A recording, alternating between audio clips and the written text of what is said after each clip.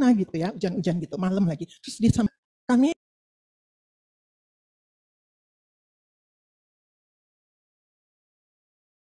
deh uang-uang yang kalian punya. Terkumpullah hampir $100. Terus dia balik. Dia balik ke arah yang si ibu bapak yang kehujanan itu ya.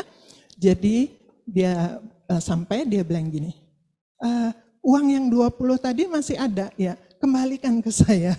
Gitu. Terus ibu ini, gimana sih baru dikasih udah diambil lagi gitu ya. Jadi dia kasih, terus disatukan sama yang hampir $100 itu, terus dibalik dikasih lagi. Ini kami ingin ibu terima semuanya. Dari berarti 100 lebih ya, hampir 100 ditambah 20. Nah, saudara-saudara kasih cerita ini betul-betul menceritakan tentang kita sebagai murid Kristus.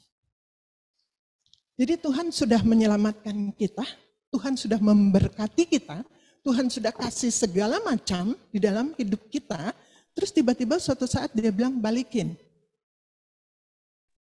serahkan hidupmu. Serahkan, sampai di sini dibilang anakmu, keluargamu, ladangmu, ya hartamu, kembalikan ke saya.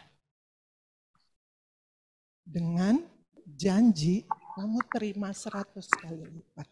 Jadi Tuhan itu minta kita menyerahkan semua di dalam kehidupan kita itu untuk menggali sumber kekayaan Allah yang tidak terbatas. Tuhan memanggil saudara-saudara yang ada di sini diproses menjadi murid Kristus untuk dia bisa kasih lagi yang luar biasa itu. Semua harta surgawinya Tuhan mau kasih.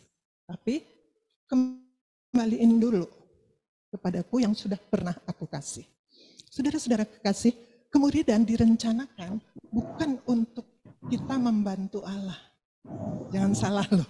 Jadi jangan sampai kita, iya saya bantu Allah nih menjadi murid supaya bisa dipakai Tuhan, jadi saya bisa bantu Allah. Kemuridan justru Allah membantu kita supaya kita hidup seturut dengan tujuan Tuhan menciptakan kita, yaitu sebagai murid Kristus. Ya, jadi selama ini saya bertahun-tahun sampai PLPR 34 ini nggak bisa GR. Nggak bisa bilang bahwa, oh aku udah bantu Allah loh sampai angkatan 34. Enggak. Justru dengan hal itu justru Tuhan yang sedang membantu saya. Untuk saya bisa mencerminkan kehidupan seorang murid Kristus. Ya, sehingga ada ungkapan yang bagus banget, lanjut, Derek. Ungkapannya bagus banget nih, saya dapat juga dari internet. Kita dapat memastikan bahwa apapun biaya kemuridan itu, dengan mengingat upah yang terbesar, maka biaya itu cukup murah. Biaya itu cukup murah. Di buku ini, di belakangnya dibilang gini ya, orang Kristen banyak, tapi murid Kristus sedikit. Mungkin karena sedikit sekali orang Kristen yang berusaha memuridkan orang lain. Apakah kita terlalu sibuk sehingga tidak dapat melaksanakan pekerjaan yang paling penting di dunia ini? Ataukah kita takut menghadapi biaya pribadi yang harus dikeluarkan? Jadi ada biaya yang harus kita keluarkan. Tapi ungkapan ini bagus banget ya, dengan mengingat upah yang besar, kekayaan Allah itu dia mau kasih semuanya ke kita. Itu jadi sebetulnya biaya itu murah. Apa biaya itu nanti kita renungkan di yang berikutnya ya. Nah, kita mau lihat bahwa buku ini judulnya Murid Kristus Dibuat. Berarti ada produk. Murid Kristus itu adalah produk. Ya. Lanjut. Produknya adalah murid Kristus. Untuk ini kita harus lihat biayanya ya. Biayanya darah Kristus tambah nggak ada lain-lain lagi. Untuk kita jadi orang Kristen yang disebut murid Kristus itu kan orang Kristen ya. Nats kesayangannya Bung Hendrik, Kisah 11 ayat 26 ya. Nah, itu nggak nambah apa-apa. Cuman darah Kristus. Kristus menebus kita, selesai biaya.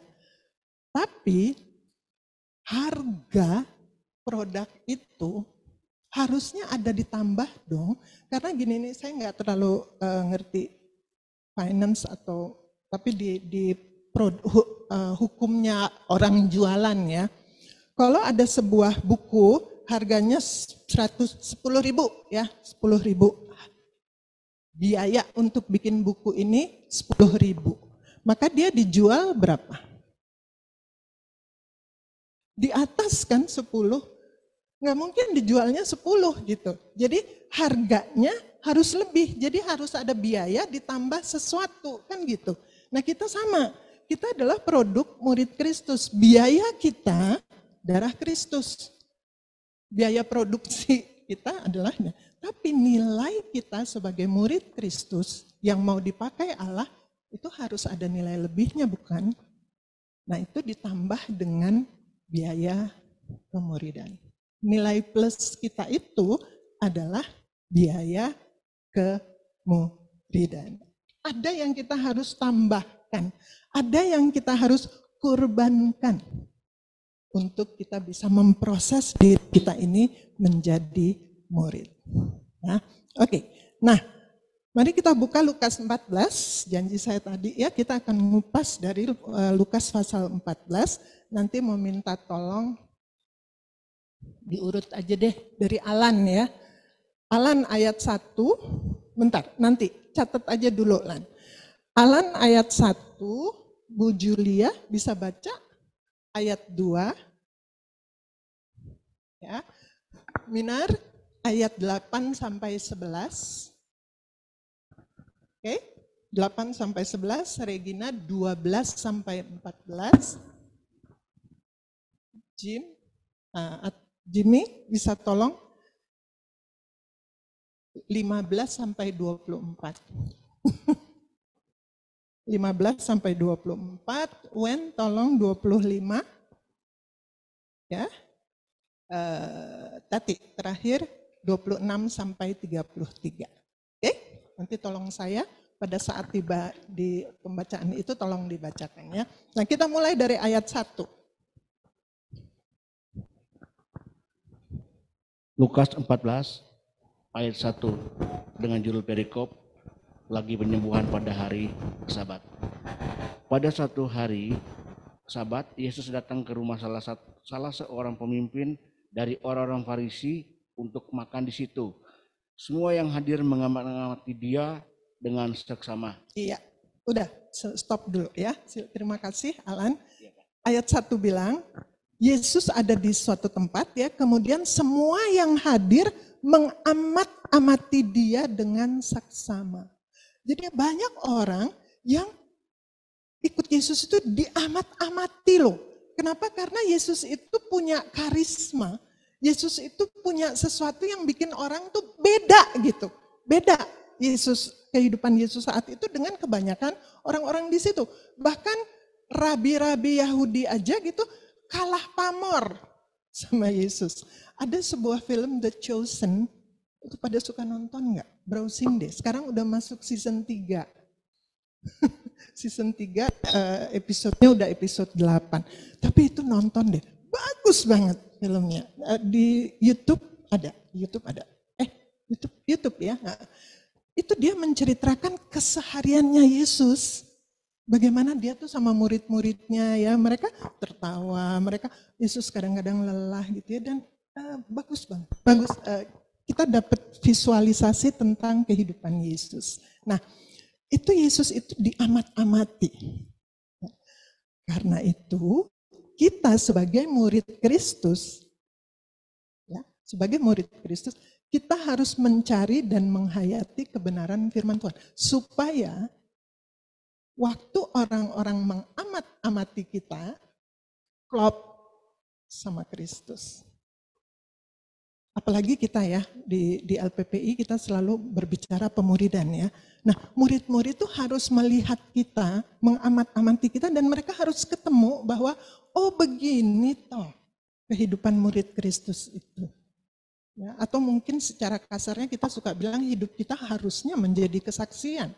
Atau hidup kita harusnya menjadi firman yang terbuka, yang bisa dibaca oleh orang bahwa, oh ini nih maksud firman Tuhan, tampar pipi kiri kasih pipi kanan tuh ini. Gitu. Ya, maksudnya bahwa tidak boleh begini, tidak boleh begitu tuh ini. Itu yang dimaksud dengan kita harus mengorbankan diri kita, waktu kita untuk belajar Alkitab ini. Karena cuma mengenal Yesus hanya bisa lewat ini. Nah, karena itu di LPPI kita diajarin observasi, interpretasi, aplikasi. Sering kali orang berhenti di interpretasi. Wah, jago-jago banget. Oh, suruh interpretasi, wow bisa berapa halaman gitu. Terus penerapannya mungkin saat itu ditulis. Tapi apa dilakukan? Tanda tanya. Nah di LPPI kita bersyukur banget kita diajarin hal itu. Kita diajarin sampai ke penerapan. Maksudnya apa? Untuk biaya pertama ini. Murid Kristus itu mencari dan menghayati kebenaran firman Tuhan. Jadi bukan hanya mempelajari Alkitab ini hanya sebagai pengetahuan. Supaya kita hafal loh Alkitab gitu. Saya dari Kejadian sampai Wahyu ini udah yang keempat nih, ini lagi yang kelima gitu. Dilakuin enggak? Pertanyaannya kan gitu, dilakuin apa enggak? Lebih penting melakukannya. Biaya yang pertama. Biaya yang kedua, slide berikutnya ayat 2. Silahkan Bu Julia. Lukas 14 ayat 2. Tiba-tiba datanglah seorang yang sakit busung. Air berdiri di hadapannya. Ya, terima kasih Bu Julia. Tiba-tiba berdirilah seorang yang sakit busung air di hadapannya. Itu hari Sabat ya. Dia pasti berdiri ke situ pengen apa? Pengen apa? Kira-kira? Pengen disembuhin. Dia punya keperluan. Dia berdiri di depan Yesus. Nah, ini biaya yang kedua itu adalah kepekaan akan sesama. Kenapa? Karena murid Kristus selalu berhubungan dengan orang-orang yang punya keperluan. Tuhan pasti akan menghadapkan orang-orang yang punya keperluan dengan kita. Jadi jangan pernah gini loh, aduh kok orang ini datang lagi ya. Aduh, ya dia lagi. Aduh, lu lagi. Ini Yesus tuh punya alasan loh untuk tidak memenuhi kebutuhan orang itu hari Sabat. Kan gitu. Tapi dia enggak, dia peka ada keperluan. Orang itu punya keperluan dan Yesus tahu bahwa dia harus memenuhi. Nah, itu harus kita punya.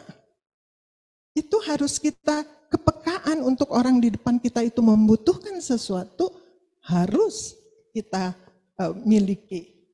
Ya. Apalagi murid kita. Jadi jangan sampai, aduh udah hari Jumat lagi nih mesti ketemu sama murid. Gitu ya. Nanti terus Sabtu, Minggu udah kelas lagi. Lagi sama dia gitu. Malah jadi beban. Enggak. Jangankan murid kita, secara seseorang yang Tuhan hadapkan di depan kita, seringkali orang yang lagi perlu loh. Orang yang lagi perlu. Kadang-kadang kita nggak ngeh akan hal itu. Kadang-kadang kita merasa hanya kebetulan aja ketemu sama dia. Ya. Itulah biaya yang kedua. Jadi kita mesti peka bahwa Tuhan akan menghadapkan kita pada orang-orang yang memerlukan bantuan. Apapun itu, bukan hanya uang ya, perhatian, pengajaran, dan lain sebagainya. Nah di sini yang penting itu adalah kita melatih kesabaran, menjadi pendengar, kan gitu. Menjadi pendengar yang baik, atau hubungan antar manusia. Jangan menunjukkan bahwa, kelihatan kan orang tuh kalau kita suka apa enggak ya, paling nggak bagus tuh murid Kristus. Ya. Jadi ini yang harus kita bayar nih, perasaan kita ya bahwa aduh dia lagi nih gitu ya, nggak boleh langsung ngaku dosa saat itu, langsung ngaku dosa karena biaya kedua bilang kita akan diperhadapkan kepada orang-orang yang punya keperluan. Oke, itu biaya yang kedua. Biaya yang ketiga ayat 8 sampai 11. Minar.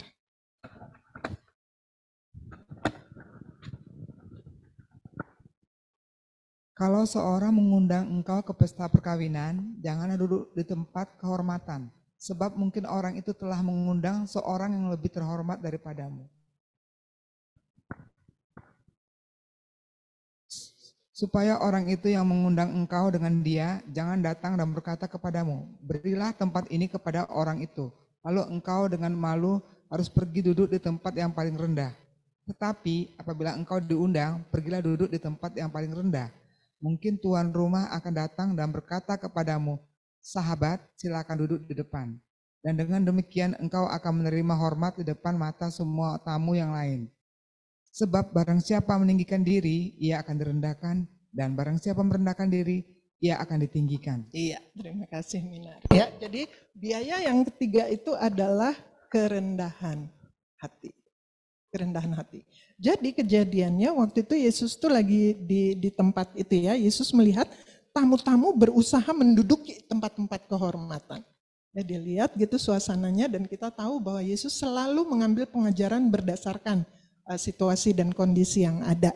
Dan dia bilang, kalian kalau diundang gitu ya, duduk jangan di depan. Nanti bikin malu hampir semua orang. Tuan rumah juga mau neguri kita juga nggak enak hati gitu ya. Tapi akhirnya udah, maaf ya Bu, Ibu di belakang ya gitu kan duduknya. Ini kalau di sini terbalik, tadi aku malah nyuruh orang ke depan.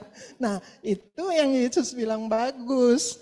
Jadi duduklah di belakang supaya nanti tuan rumah minta ke depan ya. Dan perintah ini tegas ya. Perintah ini tegas bahwa jangan duduk di depan, duduk di belakang. Supaya tuan rumah nggak perlu kamu ke belakang, tapi nanti kalau emang dikau haknya di depan, tuan rumah akan suruh kamu ke depan.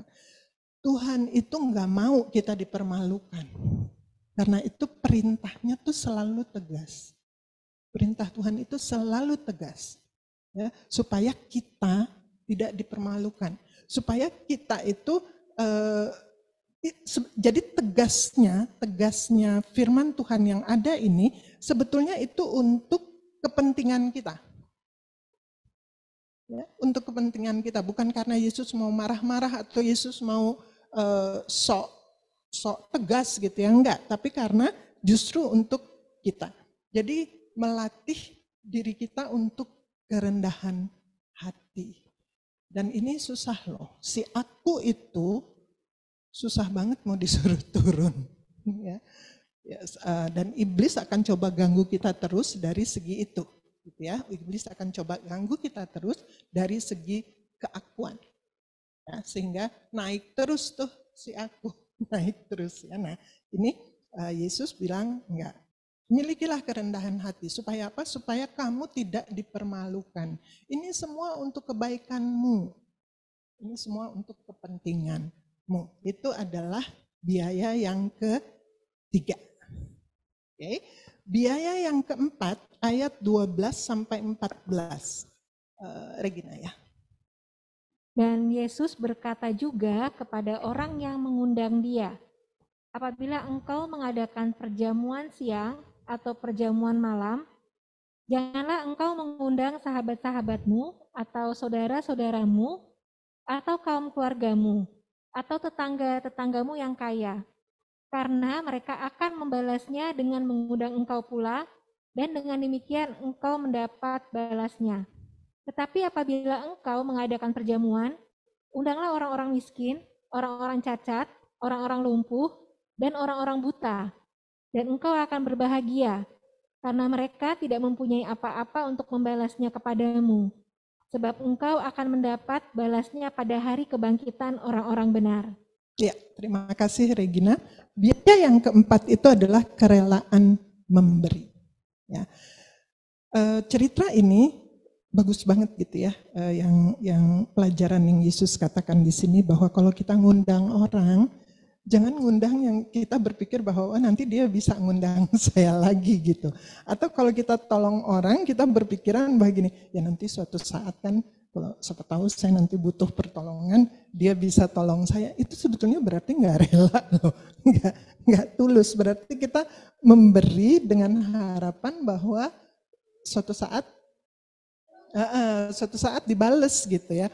Walaupun mungkin ya kita bilangnya sih enggak, sekarang sih rela kok, sekarang tulus, padahal di dalam hati kecil tetap aja ada bahwa ya siapa tahu nanti anak-anak kita gitu ya. Orang tua kan suka gitu, siapa tahu nanti anak-anak kita suatu saat dia jadi orang gitu, terus anak-anak kita lagi perlu ini. Enggak, kerelaan memberi dalam arti kata di sini, jadi benar-benar waktu kita memberi, waktu kita sama sekali enggak ada pikiran untuk nanti kita dapat.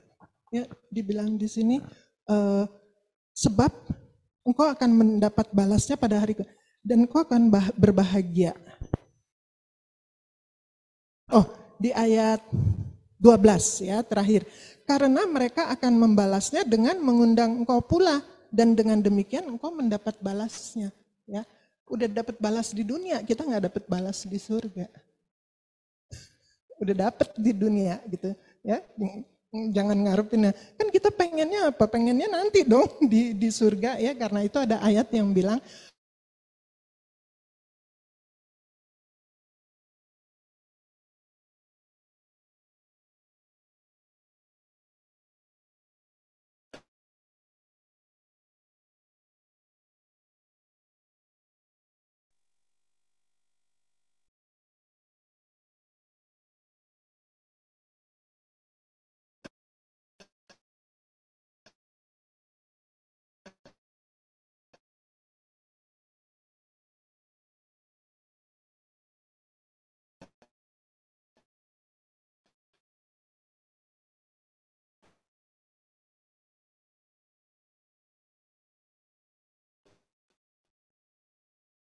cara transfer uang menolong fakir miskin. Kalau kita ke orang miskin, dibilang di situ kita sedang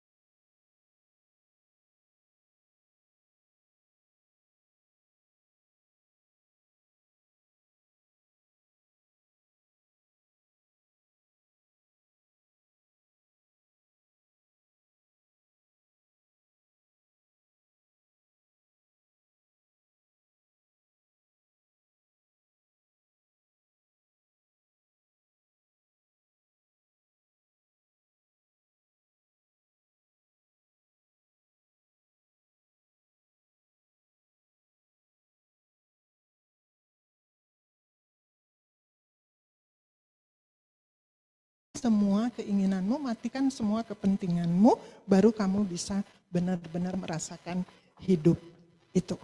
Ya, itu adalah biaya yang keempat. Nah, sekarang biaya yang kelima, ayat 15 sampai 24.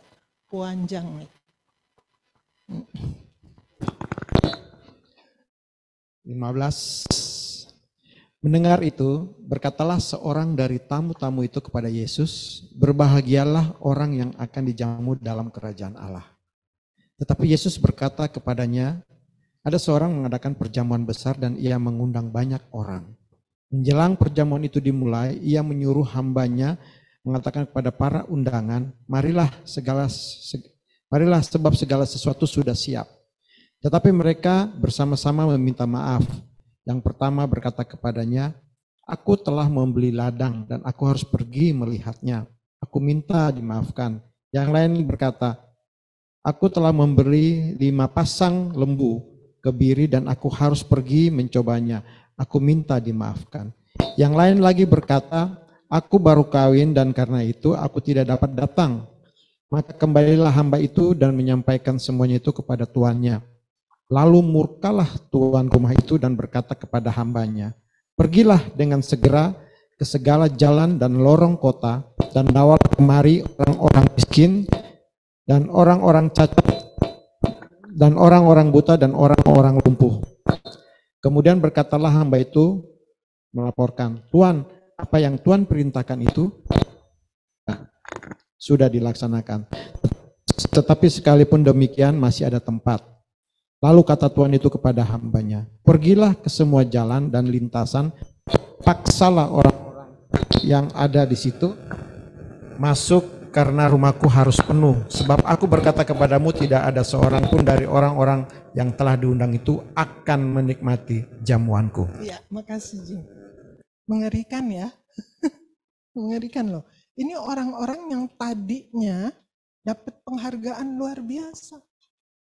Diundang ke dijamu dalam kerajaan Allah. Yesus langsung bilang kerajaan Allah gitu ya sebagai ilustrasi yang dia mau katakan itu. Jadi perjamuan besar itu menggambarkan kerajaan Allah.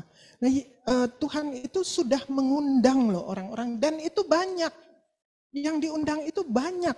Kalau kita bisa lihat bahwa ayat 22, kemudian hamba itu melaporkan, Tuhan, apa yang Tuhan perintahkan itu sudah dilaksanakan, tetapi sekalipun demikian masih ada tempat. Jadi udah manggil orang-orang yang dipaksa bahkan ya. Paksalah orang-orang yang ada di situ gitu ya. Tetap aja masih ada tempat.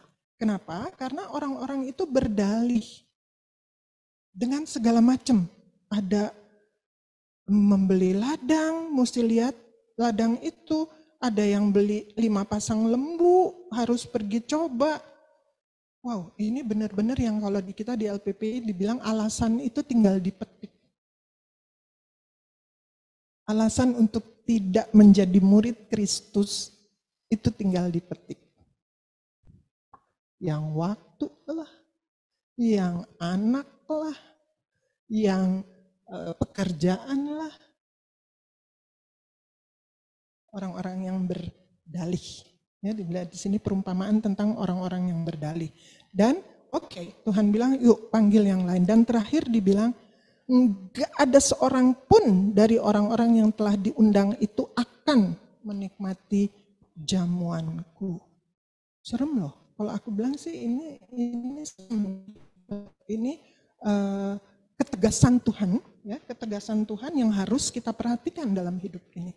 Dari awal tadi udah dibilang bahwa kalau meninggalkan aku kasih 100 kali lipat gitu ya. Nanti di bagian akhir kita akan ketemu lagi dengan kita harus meninggalkan segala-galanya gitu ya untuk mengikuti Yesus. Tapi hati-hati saudara-saudara kasih kalau kita memberi alasan pada Tuhan. Padahal Tuhan itu sungguh-sungguh mau menolong kita. Saya suka bilang gini sama teman-teman di pemuridan ya, kalau kamu pengen Tuhan urus anakmu, urus Tuhan. Kalau kamu pengen Tuhan urus pekerjaanmu, urus Tuhan. Kalau kamu pengen Tuhan urus keuanganmu, urus Tuhan. Tuhan akan urus. Nah, mendingan Tuhan yang urus apa kita? Mendingan Tuhan. Dia mampu kok membuat segala-galanya dan itu selalu yang terbaik. Kalau kita mendahulukan Tuhan, Tuhan kita dan itu yang terbaik. Coba, mau kurang apa lagi? Ya. Nah, seringkali itu yang kita tadi lagu sebelum firman tuh bagus banget deh, Ted. Aku baru tahu lagu itu, tapi kata-katanya bagus banget. Aku tak mengerti gimana tadi? Aku tak menyerah walaupun ku tak mengerti. Kadang-kadang kita, Tuhan, bosan kali ya saudara-saudara kalau saya cerita tentang Jeftah masih kecil terus panas. Ya pernah aku ceritakan 2 kejadian. Dia masih kecil waktu itu Jeftah, sekali waktu dia panas. Dia panas tapi saya diminta untuk bawa pembinaan MC Song Leader di Gerakan Pemuda Efata, sektor 4 waktu itu. Jadi gimana nih, dia panas tinggi. Terus saya bilang sama Mami, Mam gimana ya nih si Jeftah ini panas, ini udah mau jamnya lagi. Terus kata Mami, saya bersyukur banget punya orang tua yang sangat mendukung ya saya di dalam pelayanan, khususnya di LPPI. Terus Mami bilang, yaudah kamu pergi aja, kamu udah berdoa kan, kamu pergi nanti Mami yang jagain Jeftah. Dan saya pergi, itu kesaksiannya ibu saya, 5 menit saya pergi panasnya turun. Jeftah. Ada cerita lain lagi beberapa bulan setelah itu gitu ya, panas lagi dia. Saya mesti bawa tema di PDPK. PDPK waktu itu di Brawijaya, masih di rumahnya Ririn. Ya. Jadi saya mesti bawa tema yang khusus lah ya gitu. Aduh, Jeftah panas. Gitu. Saya berdoa, Roh Kudus, makanya ini Roh Kudus ya. Roh Kudus bilang, kamu tinggal. Kamu jaga Jeftah. Padahal mami saya juga ada di situ. Sama kan? Keadaannya tuh sama dengan yang waktu dulu gitu. Terus yang sana gimana Tuhan? Kamu tinggal. Ya, oke. Terus saya telepon ke pengurus PDPK. Halo, gimana nih udah mau mulai ya? Oh iya Kak ini. Nah, saya tuh gimana ya si Jeftah panas. Tahu nggak pengurusnya bilang apa? Kak, ini kok yang nggak tahu pas si Mutiara tuh datang ke PDPK. Setelah sekian lama dia nggak pernah datang, dia datang hari itu ke PDPK. Dan tema yang dikasih ke saya itu, Muti ini jagonya untuk membawakan tema itu. Jadi waktu aku bilang, aduh tolong dong bisa ngomong sama Muti gitu. Mut, kamu ke situ mau ngapain? Enggak Kak, saya pulang dari mana gitu ya. Dia bilang, kok ada rasa, udah lama ya nggak ke PDPK gitu. Jadi saya mampir aja ke PDPK. Kamu bisa kan bawain tema itu? Oh bisa Kak. Dia menguasai gitu ya materi itu. Dia bawa. Tuhan itu luar biasa. Luar biasa. Kalau kita mau anak kita beres, urus Tuhan. Mau kerjaan kita beres, urus Tuhan. Mau apapun beres, urus Tuhan. Dan Tuhan gak egois. Tuhan gak egois untuk tiap kali saya mesti ninggalin Jeftah. Enggak. Dan ini banyak sekali kejadian yang saya harus memprioritaskan pekerjaan untuk Tuhan kasih Roh Kudus ya. Untuk enggak, saat ini kamu urusnya pekerjaanmu. Atau saat ini kamu tinggalin pekerjaanmu. Itu untuk pelayanan. Itu luar biasa. Indah sekali hidup di dalam Tuhan. Dan itu karena Roh Kudus. Murid Kristus adalah orang yang mendengarkan suara Roh Allah. Nah, yang sering kali terjadi adalah kita memadamkan suara Roh itu. Yang sering kali terjadi waktu kita, pergi nggak ya? Kita nggak dengar suara Roh Kudus, kita nggak tanya sama Tuhan, kita langsung mutusin berdasarkan apa yang kita mau. Ya. Nah, orang-orang yang berdalih ini, kalau mereka tahu bahwa yang ngundang itu adalah yang punya kerajaan Allah, mungkin mereka tidak akan begini kan? Ya, mungkin mereka nggak akan begini. Nah, kita jelas dong, kalau kita di pemuridan, udah jelas yang manggil kita siapa? Tuhan. Udah jelas, jadi sebetulnya kita adalah orang-orang yang nggak punya alasan untuk dikemukakan.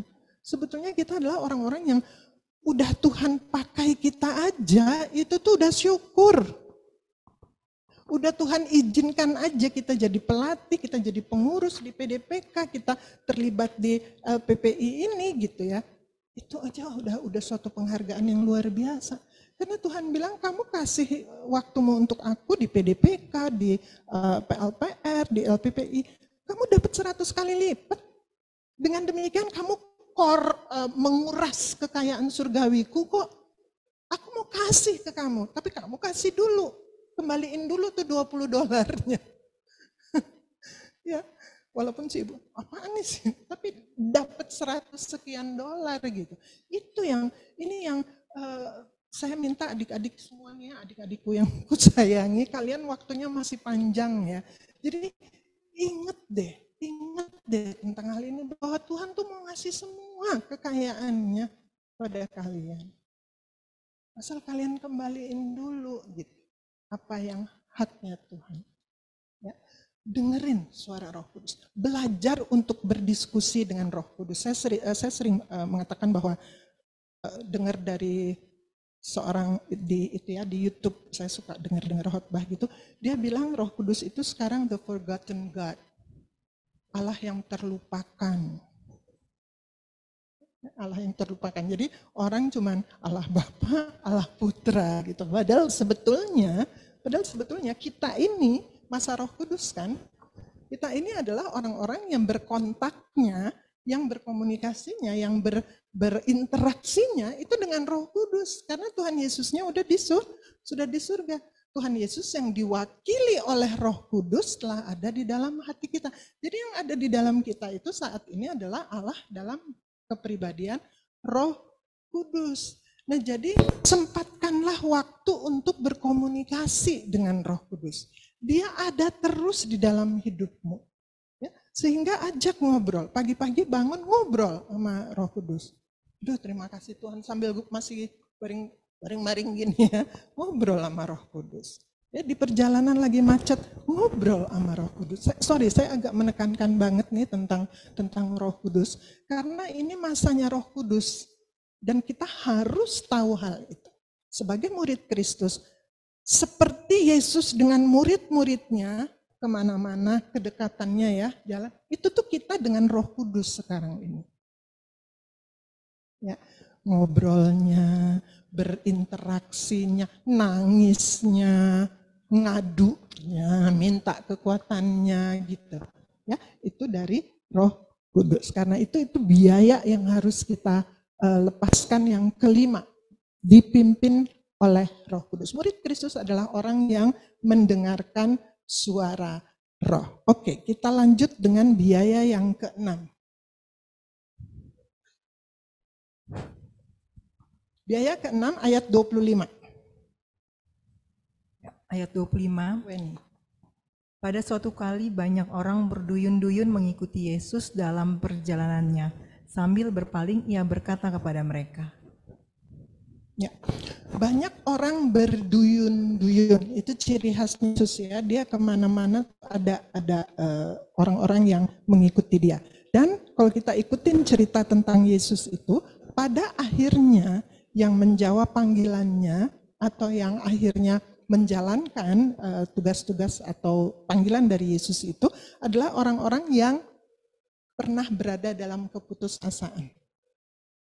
Maria Magdalena, ya, 7 roh itu ya, Maria Magdalena, Zakheus,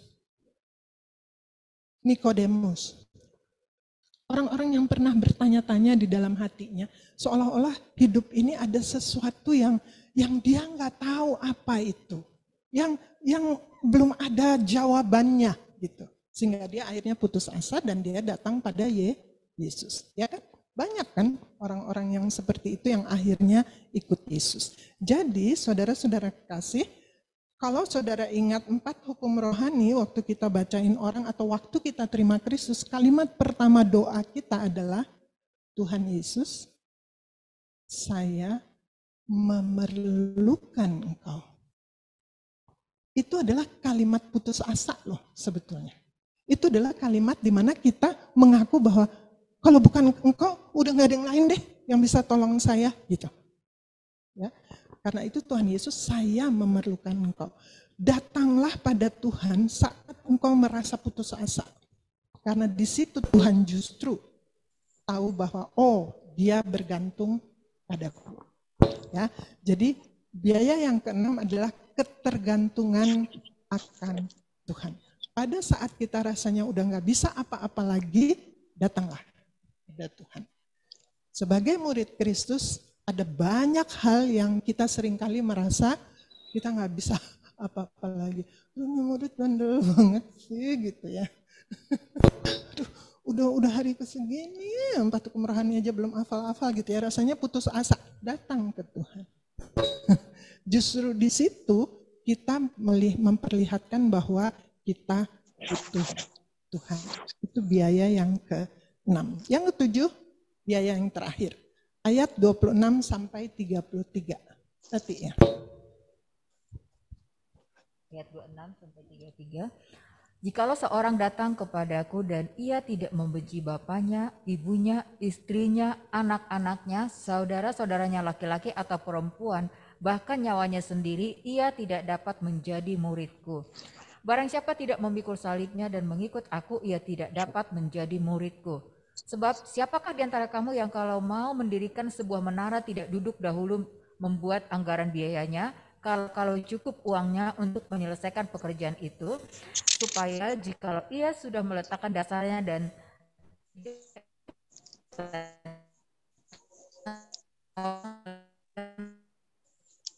berkata, orang itu mulai mendirikan tetapi ia tidak sanggup menyelesaikannya. Atau raja manakah yang kalau mau pergi berperang melawan raja lain tidak duduk dahulu untuk mempertimbangkan apakah dengan 10.000 orang ia sanggup menghadapi lawan yang mendatanginya dengan 20.000 orang? Jikalau tidak, ia akan mengirim utusan selama musuh itu masih jauh untuk menanyakan syarat-syarat perdamaian. Demikian pula lah tiap-tiap orang di antara kamu yang tidak melepaskan dirinya dari segala miliknya tidak dapat menjadi muridku. Iya, terima kasih Teti. Wow, cerita diwakili oleh dua nih ya. Ada raja yang berperang sama ada yang membangun menara. Biaya yang itu adalah kesetiaan, ya, kesetiaan. Untuk apa? Ada dua hal di situ, tapi kita lihat dulu ayatnya.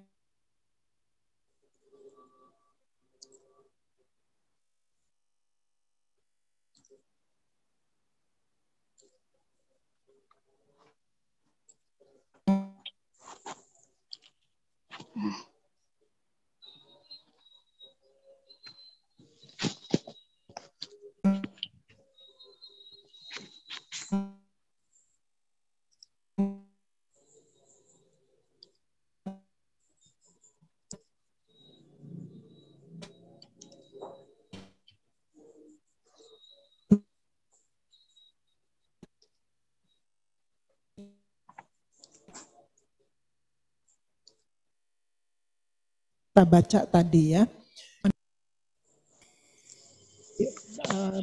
bagian Alkitab yang lain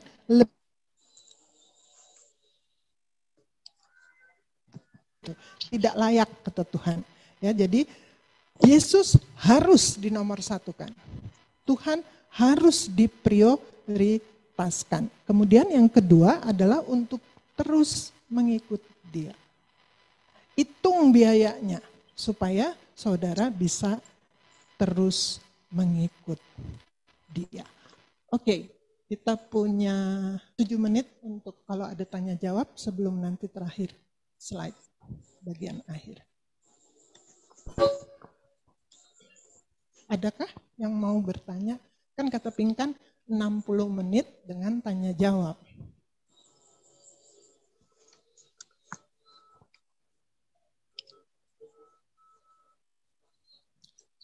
Halo teman-teman yang di Zoom online, apakah ada yang mau bertanya? Silahkan. Mungkin 1-2 pertanyaan.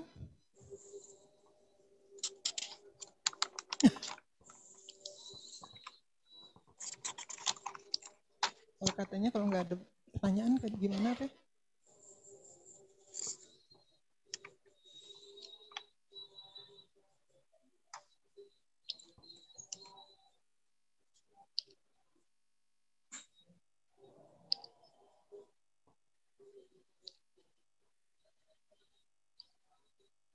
Pendeta JJ Etumiwa ya.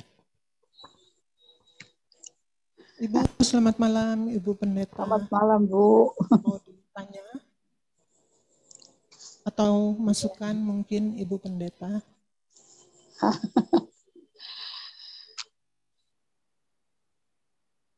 Oke. Sangat, ya ini saya nggak bisa ini ya.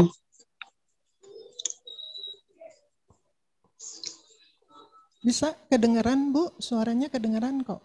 Kedengeran ya? Ya, ya, kedengeran, jelas. Oh ya, terima kasih Bu, luar biasa materinya ya. Saya senang sekali. Cuma memang pertama sayang di ilustrasinya suaranya nggak kedengaran. Yang cerita $20, $100, tahu ya. Tapi ini benar-benar sesuatu materi yang harus dipahami oleh kita semua yang mengaku katanya pengikut Kristus atau menjadi murid Kristus ya.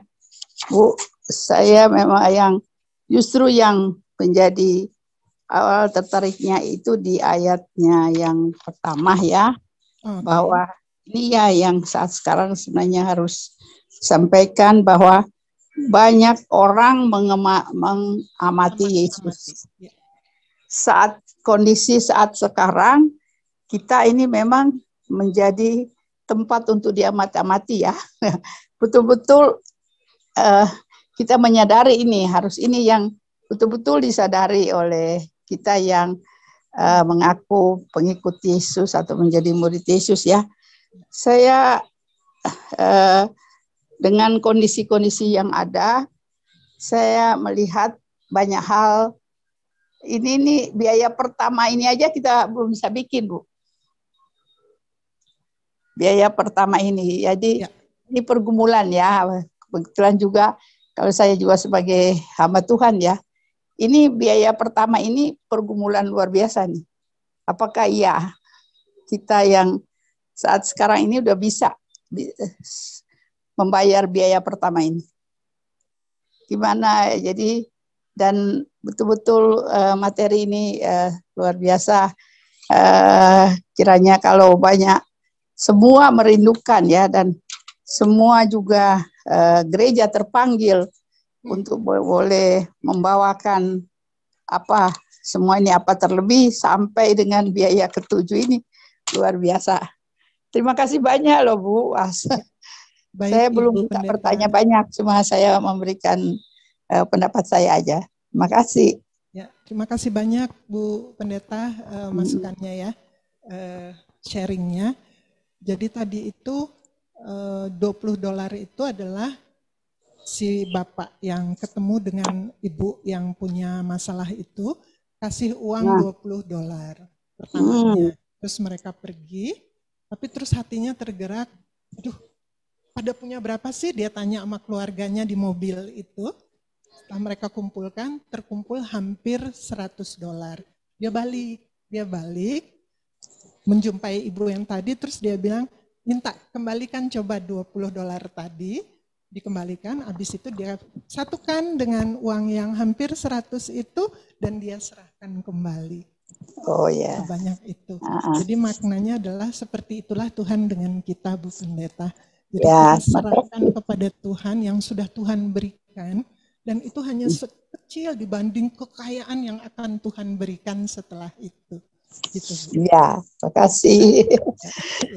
Oke, jadi terima kasih ya Bu Pendeta untuk penekanannya pada biaya pertama. Jadi teman-teman adik-adik benar-benar ya pelajari deh firman Tuhan supaya hidup kalian diamat-amati gitu loh dengan apa yang tertulis di Alkitab ini. Ya, pesan saya itu. Oke. Oh, Lewi mau tanya? Ya, mau nanya Kak ini. Jadi biaya kemuridan ini terjadi ketika kita sudah memutuskan menjadi murid, ataukah terjadi ketika kita menjadi seorang Kristen? Gitu. Karena biaya pertamanya adalah kita diamati ya. Jadi kita sebagai orang Kristen, apakah ketika kita menjadi orang Kristen itu kita diamati, ataukah ketika kita menjadi murid baru itu terjadi? Ya, gitu. Oke. Apa bedanya orang Kristen sama murid Kristus? Mungkin orang Kristennya ya hanya mengikuti Kristus saja ini. Jadi belum. Udah murid belum? Nah itu belum tahu tuh. Itu ayatnya kesukaannya Bung Hendrik, Kisah 11 ayat 26. Kalau kita bilang kita orang Kristen, bukan beragama Kristen ya, tadi bilang orang beragama Kristen belum tentu murid Kristus. Tapi kalau orang Kristen, Christ in Christian, ya itu murid Kristus. Cuman kalau di segitiga pemuridan kita masih TK. Ya begitu seseorang terima Kristus, dia adalah murid Kristus. Ya, nah jadi kita diamat-amati dari situ. Begitu kita jadi Kristen, begitu kita terima Kristus, apalagi habis itu kita kesaksian di mana-mana gitu. Saya udah terima Kristus, itu jadi sorotan banget itu. Tadi Bu Pendeta bilang bagus banget ya, kita lagi jadi sorotan. Diamat-amati itu jadi sorotan. Ya. Apalagi masa-masa sekarang ini, wow, banyak orang beragama Kristen yang mempermalukan agama Kristen gitu ya. Kita mesti jadi orang-orang yang diamat-amati dan merupakan surat yang terbuka gitu ya. Tapi ini proses, jadi terus berjalan sampai nanti kita ketemu Kristus. Bayar terus. Ya, oke. Ya, 5 menit terakhir kita lanjut ke slide yang lanjutannya, Re. Ya, di bagian akhir ini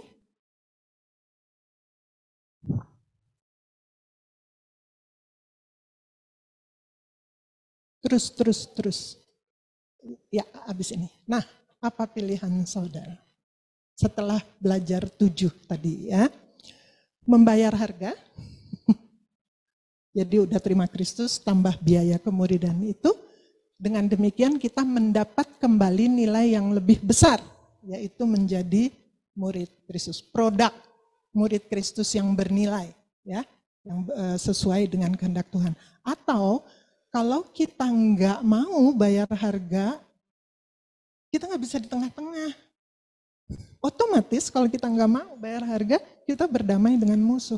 Tadi ya, di pembacaan kita yang terakhir, atau kalau dia hitung, wah, nggak mungkin nih, tentara saya cuma segini mesti lawan tentara dia. Dia akan berdamai. Jadi 7 itu bukan pilihan. Saya tuh mau ngajak kita untuk milih yang nomor 1. Jangan pilih yang nomor 2. Ya, bayar deh 7 harga yang ada di Lukas pasal 14 itu. Ya, kita udah belajar sama-sama bahwa musuh-musuh kita itu adalah diri sendiri, dunia, dan iblis. Jangan sekali-kali berdamai dengan iblis. Jangan sekali-kali berdamai dengan diri sendiri dalam arti kata keakuan ya, kepentingan. Jangan berdamai dengan dunia. Maju terus, jalan terus, bayar terus harga ya, terus supaya mutu produk murid Kristus yang di dalam diri kita itu terbentuk terus ya.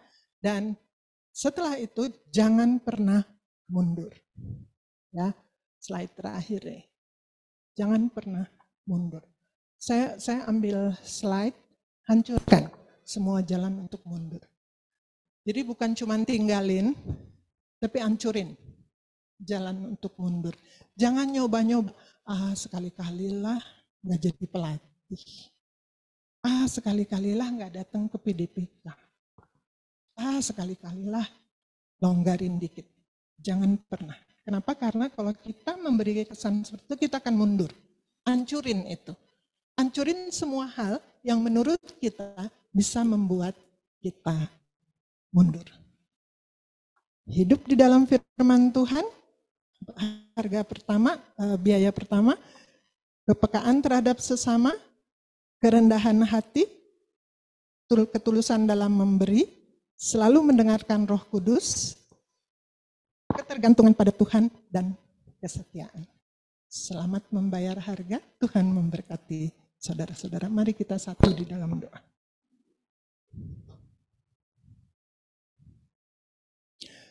Bapa di surga, di dalam nama Tuhan Yesus, kami sudah selesai merenungkan biaya kemuridan. Apa yang harus kami bayar saat kami memproses diri kami sendiri di hadapan Tuhan untuk menjadi murid Kristus. Satu hal yang kami pastikan adalah dengan kami berserah kepada Tuhan, Tuhan kembalikan kekayaan itu berlipat ganda. Karena itulah kami akan mampu membayar 7 harga tadi bersama-sama dengan Tuhan. Itu kuncinya. Bahwa kami mau menyerahkan kembali hidup kami ini ke dalam tangan Tuhan, agar Tuhan membantu kami, menguatkan kami di dalam memproses diri kami ini menjadi murid Kristus. Inilah doa kami Bapa, di dalam nama Tuhan Yesus kami berdoa. Amin.